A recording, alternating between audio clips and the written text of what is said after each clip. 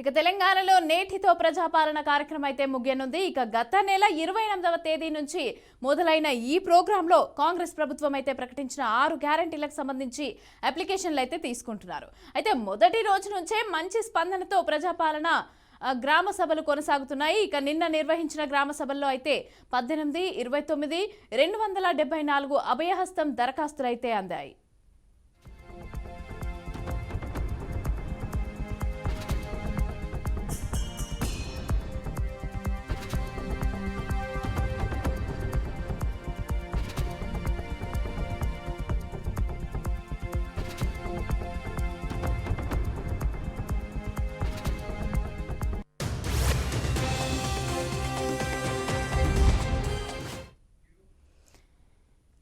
ఇక నిన్న నిర్వహించిన గ్రామ సభల్లో అయితే 18,29,274 అభయహస్తం దరఖాస్తులు అయితే అందాయి. ఇక వీటితో పాటు కూడా ఇప్పటిదాకా మొత్తం దరఖాస్తుల సంఖ్య అయితే 8,94,115కి అయితే చేరింది. ఇక 7 రోజుల్లో అభయహస్తం 6 గ్యారంటీలకు సంబంధించి అయితే 93,38,111 దరఖాస్తులు అయితే వచ్చాయి.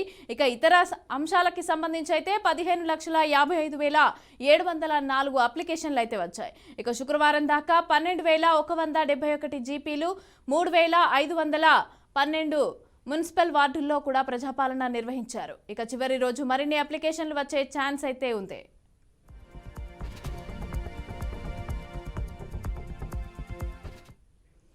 రెడ్డికా దీనికి సంబంధించి అయితే పూర్తి డీటెయిల్స్ మా ప్రతినిధి వాసు అందిస్తారు. వాసు, చెప్పండి, తెలంగాణలో నేటితో అయితే ఈ ప్రజాపాలనకు సంబంధించిన సభలు అలాగే దరఖాస్తులకు సంబంధించి ఈ రోజు అయితే లాస్ట్ కానుంది. అయితే ఇప్పటి వరకు ఎన్ని దరఖాస్తులు వచ్చాయి, ఎలా ఉన్నాయి డీటెయిల్స్?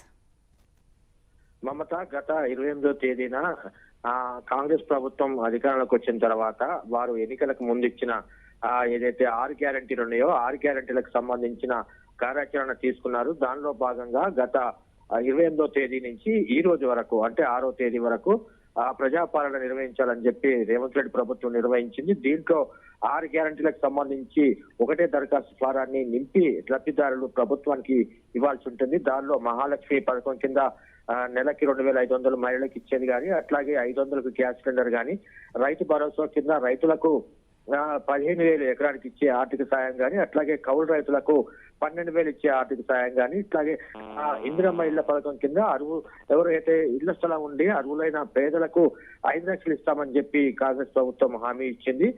దీంతో పాటు అమరవీరుల కుటుంబాలకు, ఉద్యమకారులకు 250 గజాల ఇంటి స్థలం కూడా ఇస్తామని చెప్పి హామీ ఇచ్చింది. దీంతో పాటు గృహజ్యోతి పథకం కింద 200 యూనిట్ల వరకు ఉచిత విద్యుత్ ఇళ్లకు ఇస్తామని చెప్పి హామీ ఇచ్చింది. దీంతో పాటు చేయూత పథకం కింద పెన్షన్లు 4,000 పెన్షన్, అట్లాగే దివ్యాంగులకు 6,000 రూపాయల పెన్షన్ ఇస్తామని చెప్పి ప్రభుత్వం ఎన్నికల ముందు హామీ ఇచ్చింది. దీనికి సంబంధించి ఈ స్కీమ్లన్నిటి కలిపి ఒకటే దరఖాస్తు ఫారాన్ని అందజేశారు లబ్ధిదారులకు. లబ్ధిదారులు మొదటి రోజు నుంచి కూడా చాలా భారీ సంఖ్యలో ఈ ప్రజాపాలనకు సంబంధించిన ఏదైతే కేంద్రాలు ఉన్నాయో ఆ కేంద్రాలకు భారీ సంఖ్యలో వచ్చి తమ దరఖాస్తుల్ని నింపి ప్రభుత్వానికి ఇచ్చారు. దరఖాస్తులు 2 రోజులు ముందుగానే ప్రభుత్వ అధికారులు లబ్ధిదారులకు అందజేశారు. వాళ్ళందరూ వాటిని ఫిలప్ చేసిన తర్వాత ఆ గవర్నమెంట్ సెంటర్లకు వచ్చి వాటిని సమర్పించారు. ఇప్పటి వరకు లక్షల్లో ఈ దరఖాస్తు ఫారాలు వచ్చాయి.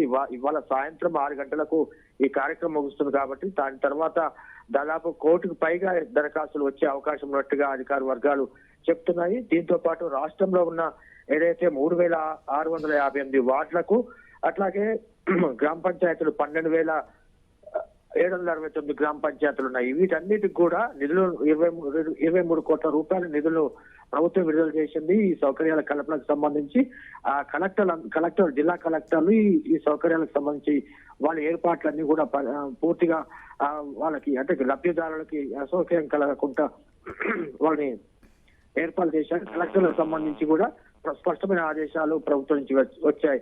ఈ రకంగా రోజువారీ దరఖాస్తుల్ని సిఎస్ శాంతకుమారి ఎప్పటికప్పుడు పర్యవేక్షిస్తూ ఏదైనా అసౌకర్యంగా ఉంటే నేరుగా కలెక్టర్లతో మాట్లాడి సౌకర్యాలు కల్పించాలని చెప్పి ఆమె సూచిస్తున్నారు. ఈ రకంగా గత నెల 28వ తేదీ నుంచి ఇవాటి వరకు అంటే నిన్నటి వరకు ఏదైతే ప్రజాపాలన జరిగిందో ఆ ప్రజాపాలనకు లక్షల్లో దరఖాస్తులు వచ్చాయి. వాటన్నిటిని కూడా ఈ నెల 17వ తేదీ వరకు కంప్యూటరైజ్ చేసి ఏ స్కీమ్ కి ఎంతమంది దరఖాస్తు చేశారు వాటిని డిజిటలైజ్ తీసుకొచ్చి సమగ్రంగా ఒక నివేదికను ముఖ్యమంత్రికి సిఎస్ శాంతకుమార్ అందజేసే అవకాశం ఉంది. 17 తర్వాత ఈ డాటాకు సంబంధించిన మొత్తం కార్యక్రమం పూర్తి చేయాలని చెప్పి ప్రభుత్వం నుంచి కూడా స్పష్టమైన ఆదేశాలు వచ్చాయి.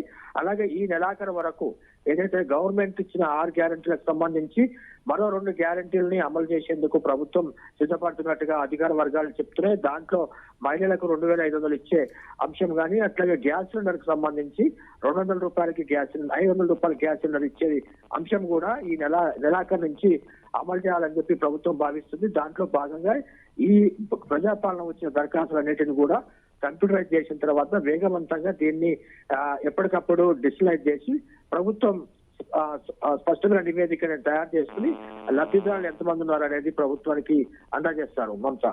Right, thank you Vasu, thanks for the details.